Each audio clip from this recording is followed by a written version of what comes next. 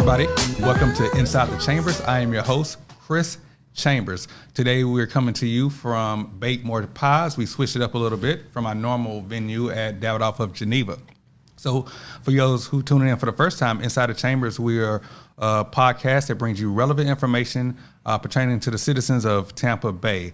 We like to focus on the local elections, anything that's important, and just give you that real information and keep the voters, the public informed. So today, I have a very special guest, my good friend, Aakash Patel. Thank you, Aakash, for joining us. Chris, thanks so much for having me as a guest. Thank you. So most people in Tampa Bay know who Aakash is. I like to call him the unofficial mayor of Tampa. Aakash has a pulse on everything that's going on in the Tampa Bay community. So Aakash is the CEO of Elevate Inc. It's a marketing company. So Aakash, you want to dig in, tell us a little bit about your company? Yeah, Chris, thanks so much for having me on. I love your new studio. I love the fact that it's October. Shout out to Johnny behind the screen here for doing all the hard work. We appreciate you. But no, Chris, I've been around here in Tampa for 14 years. I'm a Florida State Seminole and came to Tampa after college and started a business 8.5 years ago that works with companies and helps them with marketing and community outreach. Okay. So have you seen any challenges with the COVID-19 going on, or is that presenting more opportunities for business, being that companies can't get out that face-to-face contact that they're used to? Yeah, no, it's definitely for people that are social, beings like me and you that want to go out to network and meet people. It is caused a little bit of a challenge, especially for those that give back to the community. When you talk about events, they sponsor events, they sponsor luncheons, and they're speaking. Yep. But for our clients, we've had a complete change in the way they talk to their customer base. A lot of social media, right? So a lot of people are more doing Facebook Lives, like we've seen earlier today. We see a lot of people writing op-eds, using the newspapers, using the media outlets to getting their message out. Right. And for firms like ours, we've been pretty much very fortunate, in fact, that we're able to coach these companies on their changes, on their status of how they're marketing, because everyone wants to meet people. Everyone's kind of zoomed out, I tell people, but they need to meet people directly. So those email introductions are actually working, and people have a lot more time to take those meetings. So it's been great for us. Okay, awesome. And you're involved in so much in the Tampa Bay community, and I think it's wonderful. In addition to being the CEO of Elevate, you're also the chair of the Hillsborough County Early Learning Coalition, which is a governor-appointed position. So can you tell us about that organization and your roles, specifically what you do and some of the missions of that organization? Yeah, the way I describe Early Learning Coalitions is, for those there's 30 in the state, and we're like the school boards, if you will, of what we call VPK or school readiness, right? Yep. So we're the governing board of all the child care provider centers, the daycare centers you would know of. And what happened in 2014 is Governor Scott at the time, now Senator Scott, asked me to serve. And I said, when the governor is asked, you say yes. And so he basically said, here's an organization that's state funded. So we're a quasi-governmental agency funded by the legislature. At that time, we had about $70 million in revenue and about maybe 80 employees. Today, we have 110 employees and $100 million in revenue. And I've chaired the organization for 6 years. We have a great CEO, as you know, in Gordon Gillette, the former CEO of Tico Energy, and he came on board in March of 18 and has taken the organization to the next level. But what our organization actually does is we assist to make sure that every child in Hillsborough County gets quality access to education, and that's the 0 through 4 space. So what we call VPK and school readiness. Yep. And so all the provider centers that you hear about, all the daycare centers, all the family home care centers, they are basically governed by the coalition. So they're administered by the coalition. And so what we saw during the pandemic, unfortunately, these are also small business owners. Right. So a lot of them have really suffered because they haven't had a crisis like this in a long time. And so we came out and we surveyed our board. Our board has 21 members. And we said, okay, what should we do? And so we called all of our child care providers, and all of them needed different things to help them go back to normal, like supplies. Think about it. Now the kids have to be socially distanced, and they have to wear masks. They have to have gloves, paper goods, hand sanitizers, but they can't afford it.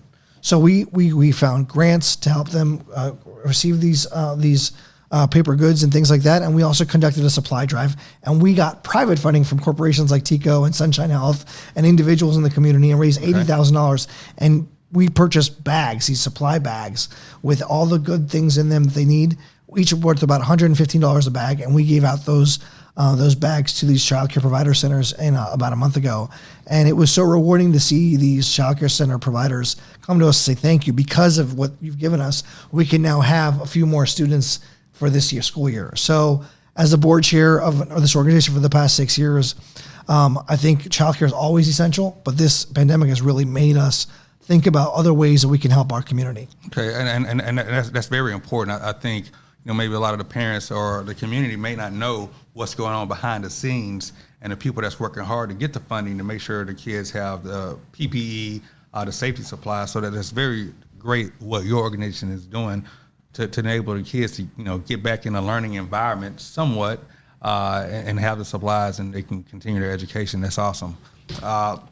So in addition to being the chair for that organization, you're also partake in a organization called Bosses for Babies. And Bosses for Babies is just a group of Florida business leaders who they're championing the need for additional support for young children and parents and their caregivers. So can you tell us a little bit more about that initiative and your involvement in that? Yeah, one of the great organizations around the state is called the Florida Chamber of Commerce. Yes. And the Florida Chamber of Commerce, they basically started a subgroup a few years ago called the Florida Early Learning Business Alliance. And it's a group of business people that promote early learning. And their partner is called the Children's Movement. And the Children's Movement's run by a former publisher of the Miami Herald and also the state representative named Vance Lupus. And so the Children's Movement came up with an idea, said, hey, we have a lot of private sector businesses. Yep.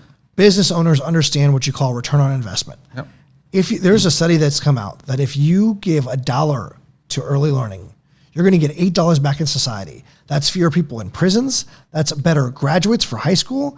And that's a better society overall with our workforce. And so what we're looking for in Bosses for Babies is leaders in each part of our state.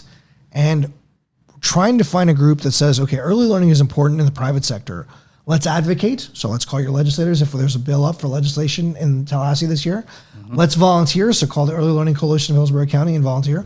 Obviously, everyone wants donations, and if you can support it financially, you can. But if not, but also let's start the conversation like we are today. Let's talk about early learning in your workforce, in your policies. Childcare, is that in your manual for your employees? So big employers like Tampa General Hospital or Casper or Tampa Electric, are they talking about the essential early learning? And is that helping their employees better in their jobs? Okay. Because if you have great childcare, that means you're a better employee and you're a better society member. Correct. And so Bosses for Babies is something that I was approached because of my position as chair by the Children's Movement. And I've been fortunate to talk to so many community leaders like yourself on how to get involved. And basically, if you have any interest, I'd love to plug you into our coalition. But the bottom line is, it is really just a support system to support and promote early learning around the state. And that's important when you look at that basic foundation, that infrastructure there, when we focus on our kids, that's going to help. That's just going to help institutionalize that great foundation for a better society. Great education going to lead to college, better jobs, and just being a productive member of our society. So a lot of people don't think about that foundation that's there, and it's really needed. And I just applaud you on everything that you're doing.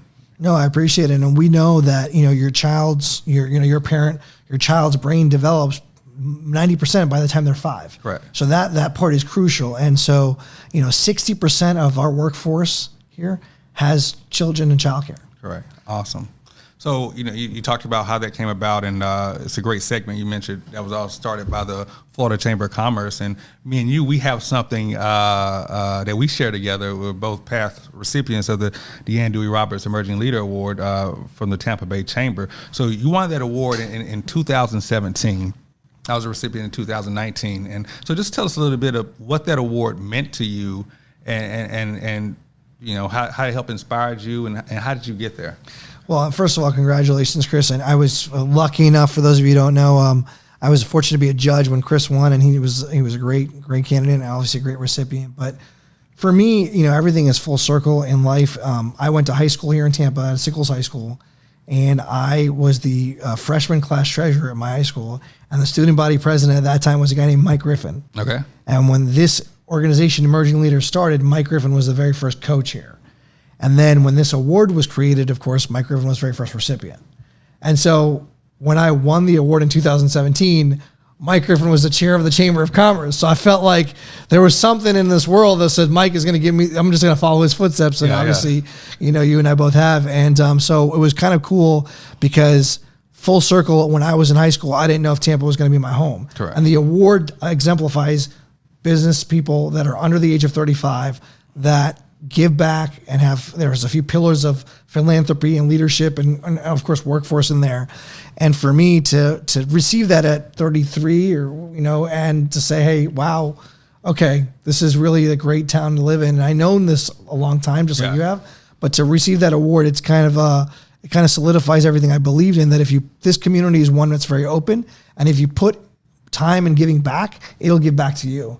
And so I always tell people that when I won the award, I gave $1,000, the check you get that's donated, you donate to a charity, I give it right to the Early Learning Coalition. Mm-hmm. So what I tell people is find your passion, work hard, and just go for it. And that's what really I've done, and I know you've done the same. Yeah, I think winning that award, it was probably one of the biggest accomplishments of my life. Just, for me, I came to the Tampa Bay community late in life. I came here being active duty military, and I kind of got involved with it later. I had a couple years, a little bit more than a couple years to dedicate, but that's something I encourage any young professional out there to get involved with Emerging Leaders of Tampa Bay. It's just such a great organization, the networking, and you just find a purpose of that community involvement and giving back. So I thoroughly enjoyed my time in Emerging Leaders of Tampa Bay. And the mentorship, I think if people don't know, they have a mentorship protege program.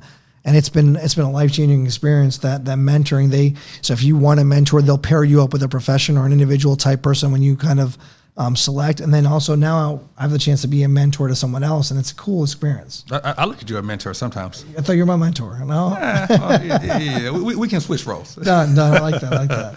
Well, thank you. Hey, everybody, if you're just tuning in, this is Inside the Chambers. I'm your host, Chris Chambers. We are on Facebook every Thursday evening at 7 p.m. Tune in, share us, like us, tell all your friends about it. It's a great video podcast where we give information back to the community. Today we have a wonderful guest on, my dear friend, Aakash Patel, and we're talking about a lot of his endeavors in the Tampa Bay community. So thank you again, Aakash, for being on the show. So in addition to all the endeavors that you have going on, you're also an ambassador for Super Bowl 55, which is a pretty big deal. And before we get into that, can you get me 2 club seats, West Club seats, tickets? We'll talk after. We'll talk after. Yeah. Okay. Yeah. So tell us about being an ambassador for Super Bowl 55. It's scheduled to be here in Tampa this year. It was a great opportunity. So tell us about that, your role, and how did that come about? Yeah, I think through the chamber, through LaKendria Robinson, who used to be at the chamber, and my friend Demetria Simmons. She's the chair of what's called the Business Connect Advisory Committee, and that's the committee I serve on. And frankly, the committee's role for every Super Bowl, when the host city has lots of different parts that they need help with, right? And this committee specifically looked at different vendors and making sure that minority vendors get active participation in the process. Right. So things from catering to valet to security to floral arrangements to any type of thing. So a cool experience that I had to have was I got to meet a lot of these vendors and learn about new companies, entrepreneurs that are just, amazing stories. And they wanted to obviously get involved in the game itself and the experience of the game. And so my role has really been just to promote what with the process. And then one of the cool fortunes I had during the pandemic is everything went virtual, and they have these webinars where they have speakers talk about different parts of business and kind of coaching. And so I talked about networking, and I've gotten a lot of feedback through that and process. And the most important thing people need to realize, the Super Bowl is a great experience for the host city because so many people come to the city. So that's tourism, right? Yep. But the other part of it is it also opens up the opportunities for the NFL to pick different causes to support. Okay. And I'm an early learning childhood advocate, as we talked about. And the Super Bowl host committee led by Will Weatherford and Derek Brooks, and of course the Sports Commission CEO, Rob Higgins, they picked 6 pillars, 6 different areas, and they were going to support with the funds, and they called the committee called Forward 55 because this is the Super Bowl 55 here. And one of them is early learning. And so I think it's great. I think that's a touchdown for the NFL and then for the Super Bowl for Tampa, because they're going to give resources back to help invest in our community. Correct. And so for me as a business person and a community advocate, I get to see that firsthand. So I'm very excited, and I cannot wait for February 7th. Yeah, and I think that that business aspect is huge as far as the minority business is getting a chance, to highlight their business and provide services for something that's such a big stage. And I think that's one of the key areas of that. So definitely thank you for your participation in that, and I look forward to it. It has to be a once in a lifetime situation achievement to be able to participate in something big like that. It's such a Super Bowl. Yeah, and we've had really cool events because our sports commission does a great job. We hosted the women's Final Four here twice. Yep. We've hosted the college football championship game in 2017. Of course, we were going to host WWE WrestleMania, but it got postponed. But once the world gets back to normal in these events, I think Tampa will be a forefront, especially with what's going on downtown right now. Okay, awesome. Thank you for everything you're doing with that as well. So we talked about your job with your company and some of your endeavors as far as early child learning. A lot of people may not know or do know. A couple years back, you took a shot at county commissioner. That's right, man. Now that you didn't already have enough on your plate, but you wanted to throw commissioner, to that title. So, tell us about some of your experiences that, you may have a lot of young people out there now who's thinking about, taking a shot at an elected seat or position. But just tell us about some of your experience and what advice would you give to somebody who's thinking about jumping into that realm and, what to look out for, what to expect. Yeah, well, I'll tell you, Chris, you were great. I remember Valentine's Day at Epicurean where you introduced me, and I asked you to introduce me by 5 minutes before the event. So yeah. I appreciate you being a big supporter and an advocate and introducing me at that event. I didn't have enough old fashions before that. No, you went straight to the punch. But now the truth is, I have always told people that we need to have new leaders in our community if we're going to implement change. And what I mean by that is, you can have people get reelected, that's fine, but you also have to change up a little bit. And so in 2017, I was at an early learning coalition meeting, and at that time I had heard that someone in the county commission, Commissioner Merman, was going to leave and go to the county-wide seat. And so I said, well, I might as well start early. So I filed this was in April of 2017, and I took basically May to kind of think about it, talk to my friends, talk to my family, and that's what I tell people. If you're going to go through this process, talk to your friends and family and talk to your business colleagues, because it is a huge undertaking and it's a lifestyle change. Yeah. And they all said, you know what, if, at that time, again, I was 33. So I said, if you're going to do something like this is the time, because you don't ever want to look back saying, I wish I did it then. At least I didn't. Correct. So I filed, and then basically what people tell you to do is you need to raise money. And so you knock on doors, or you call friends and you call family and say, can you support me?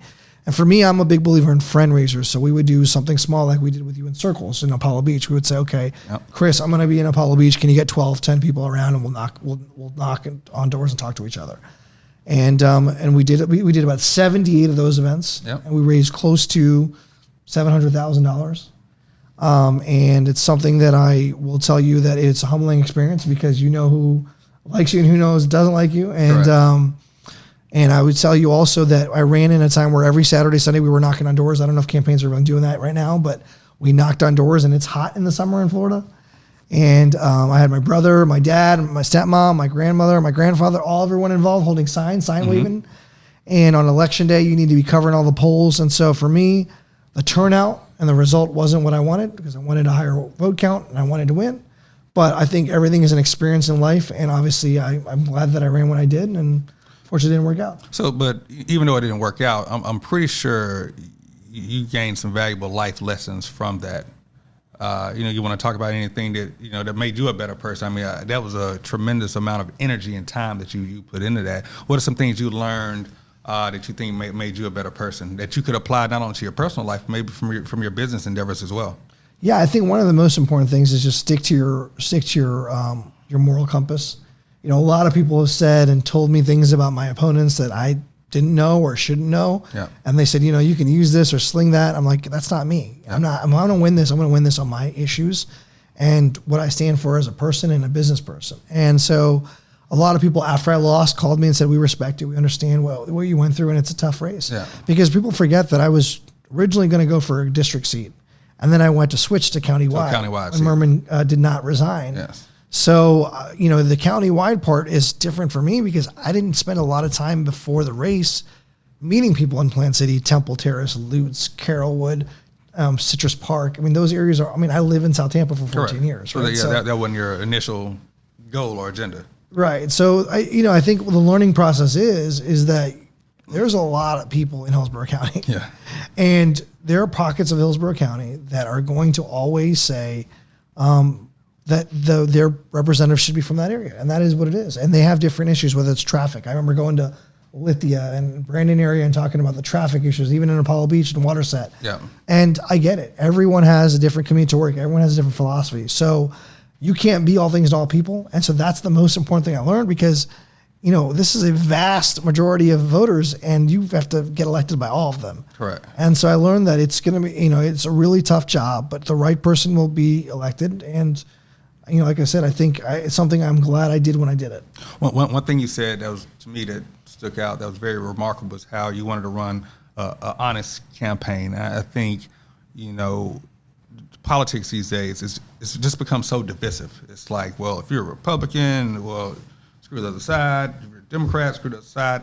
And I think that's very important in campaigns and elections these days. We just keep it clean. I know I don't like the divisiveness of the politics these days. So I definitely commend you of highlighting that. And I remember you did run a very clean campaign. So thank you for that again. I appreciate that. So now that we're talking about, you know, campaigns, we're in the elections, we're going to talk about some of the county commission seats. You know, November 3rd is right around the corner, and we have 3 county commission seats that's the voters are going to see on the ballot, and it's District 1, District 3, and District 6. So District 1 is Harry Cohen and Scott Levinson. I don't know too much about Scott, but I think, you know, Harry Cohen and Hillsborough County has had a shift to blue. And Harry Cohen is a previous Tampa City Councilman chair. You have any predictions of how that's going to go for that one? You know, that one's, first of all, City Councilman Cohen is a great friend and a great guy, and I traveled to Israel with him on a delegation in 2011. And I know that the seat is generally Republican, maybe a little bit more. So I think he knows, but he's raised a lot of money. He's been campaigning for this for a long time. I think he's got the edge for sure. Scott Levinson grew up here. He's obviously a Republican. Yeah. A lot of people didn't give him a chance in the primary, and he came out ahead. So I would say, prediction-wise, I believe in Councilman Cohen. But I think, you know, you can't rule Scott Levinson out because he did do really well in this last primary. Right, correct. So moving on to District 3, we have Gwen Myers, and who's a Democratic candidate, and for the Republican side, we have Mara Cruz Lance, and that seat was previously held by Commissioner Les Miller. Mm-hmm. My prediction, I'm no political analyst or strategist, but I think the Republican candidate is probably going to have a difficult time for that seat. And Gwen Myers, she's new. She brings a lot of momentum, motivation, have a lot of people backing her. So I just think it's going to be hard for the Republicans to win that seat. You think anything differently? Or? No, I agree. I mean, I think the Chairman Miller said it best. I mean, that seat's known for the Democratic Party, and I think Gwen, I don't know her. I don't know either candidate, but I think she's got some great credentials and great backers, so I believe she'll win. Yep. And then we have District 6, and that's between Pat Kemp and Sandra Merman, and countywide seat. And it's no surprise, I'm a big fan of Sandra Merman. Of course. So I'm hoping that she does well for that election. What's your thoughts on that? Yeah, no, I supported Commissioner Merman earlier this month, and I think, you know, I personally think she's going to win. I think when you talk about someone who's worked on issues that help every single issue, and specifically just in general workforce, because she's been very involved in the career source and everything that's going on there, and then the other part is education. Right? Yes. She's been very involved in. She's the current chair of the Children's Museum. She serves on our board at the Early Learning Coalition. She's on the Children's Board. I mean, those are issues that are important to Hillsborough County. And so I think when you talk about issues for 10 years, she's been on the commission now. Yeah. And Kemp's been on there for a few, I think 4 maybe. Yeah, this will be her fourth. Yeah. I think she's just done a lot more. And I've said this to people. I mean, it's admirable that she wants to continue. You know. Yeah. You know, it's pretty. It's she's done a lot. Well, and you want people like that in these positions, and now, you know, and we talked about it earlier. You do want new blood, new ideas, you know, in these elected positions. But when you look at Sandy Merman's background, you know, I had her on the show last week and just doing my research, preparing for that interview. I mean, she's 4 pages of accomplishments. I mean, she has a track record of success. If you look at some of the accomplishments in Hillsborough County, either she's led them or had something to do with them. So I think there's a balance there. Yes, we do want, people, new young people, new ideas, but then you definitely want some of the seasoned people who's been in that political realm, who knows how to get stuff done and reach across the aisle. And I think she'll be a great. And what people don't realize, unless you follow the legislature, that the legislature is so important for county government. And Commissioner Merman was a former Senate pro temp and the first female of that. And so she knows the Tallahassee halls. Yes. Well. Yeah. And to have a county commissioner to go to Tallahassee and advocate, that's a big deal for us. Definitely. And especially one that's worked the halls before and been elected before. So like I said, I think Commissioner Merman wins his hands down. Yeah, and you shifting back to, if you talk about some of the younger candidates in there, I know in the primaries you had a couple younger people, Jim McDonald and Sky White, and those are people who I was actually rooting for. I wanted to see them, and I just hope that this is not the last time we're seeing them. I hope that they continue, putting their name on the ballot, because I think, for a well-rounded commission to be reflective of our community, we need those young people on there. So to Sky and Jen, I definitely hope you keep going. I look forward to seeing you on there, and that's what I think we need for that well-balanced leadership of our county. Yeah, Sky also ran when I was there, when on the ballot in 2018, and good for her for keep on going. And Jen filed in 2018 and kept through. So it's the folks that I think what we collectively as young professionals, Chris, and you're doing a great job of it, is we need to continue to inspire others and tell people that it's going to be a challenge, but we're here to help. Yeah. I mean, financially, it is tough. It is a strain on your wallet for sure when you have a business. It's a strain on your lifestyle because you don't have a lifestyle. You're doing whatever the candidates. Yeah, you're out every night. And we had campaign fundraisers and we had campaign events where, and if you don't go to, when you're running countywide, if you don't go to the Lutz event, then you can't go to the Plant City event, then you're in trouble. Yeah. Someone's not gonna like you, so you got to go to everything. And so, shout out to my travel buddy Nebel, who kind of kept me in line during the campaign. I feel I was there with you most of those nights. Yeah, I felt like you were there too. You were my bodyguard. You were my head of security. Yeah. You wasn't my wife's best friend at the time. No. And we were sorry. We're glad to have him back. Awesome. So, do you think that in the future we may see that Aakash Patel name on the ballot again? It's you never say never. Yeah. But I don't. Right now I'm focused on the business, which we are enjoying a lot. I'm really happy with the Early Learning Coalition and the progress we've made since my term as chairman has started. And then I'm involved in a couple other things like Leadership Tampa. I just became secretary of their board, and now we're going to go virtual with our classes in January. And so logistically, it's a possibility, but personally, I mean, what happens in life is timing dictates everything. Correct. And the timing for me at that time was right. I don't know when the timing will be right again, but you never say never. Yeah, no, definitely. Can I count on your endorsement? Oh, come on, man. Come on. You definitely can count on this. Got it on tape right now. You definitely can count on the endorsement of Chris Chambers for Aakash Patel of whatever he wants to run to. Maybe we'll see you on a presidential election in a few years. Who knows? Yeah, I'm old enough now, I guess, right? Yeah. I definitely need a position in the cabinet, though. Yeah, you will be security director for sure. That's something. That's something. Awesome. Well, guys, if you're just tuning in, this is Inside the Chambers coming to you from Bakemore Pie Studio. First time in this beautiful venue. We have a very special guest today, Aakash Patel, who's joining us. We've had a great interview. Aakash has been talking about some of his endeavors as CEO of his company, Elevate Inc., chair of the Hillsborough County Early Learning Coalition, and some of his other endeavors that has to do with child care. We got into his talk of previously running for county commission and some of the predictions for this upcoming election. So, Aakash, thank you for your time. And any last words before we wrap up? Yeah, I think one thing you asked, and I don't know if I mentioned this, is that a lot of people, when you're talking about young people running for office, their fear is losing. Yeah. And you and I both know I lost. And I didn't lose by a little bit, Chris. I lost by a lot. Yeah. And I think the most important lesson for you and the folks that are watching at home is that failure is part of life. Yeah. And every big entrepreneur, Steve Jobs, I believe, was fired from his company he started, right? So, every business entrepreneur or even candidate in politics fails at some point. So I think it's a part of the journey. And so I'm glad that this podcast is part of your journey. Yeah. And I look forward to seeing your next venture. Yeah, it's funny about failure. Like you said, a lot of people are just fearful of it. And, in my life, I've had many failures. But as long as you learn from those failures and you can apply them to another situation or upcoming, and you can apply those lessons, then you're sure to succeed. You know, I joke with some of my friends all the time. I say, I look forward to failure because I know I'm always going to bounce back. And people just can't be scared to fail. You just have to get out there, put that first foot forward, and just say, hey, let's do it. So some great life lessons from this podcast that you brought up today. So definitely thank you for being a guest on the show today. No, Chris, thanks so much for having me. I really appreciate you. Gosh, thank you. Well, there you have it, folks. This is Inside the Chambers. I'm your host, Chris Chambers. Had a great interview today with my dear friend, Aakash Patel.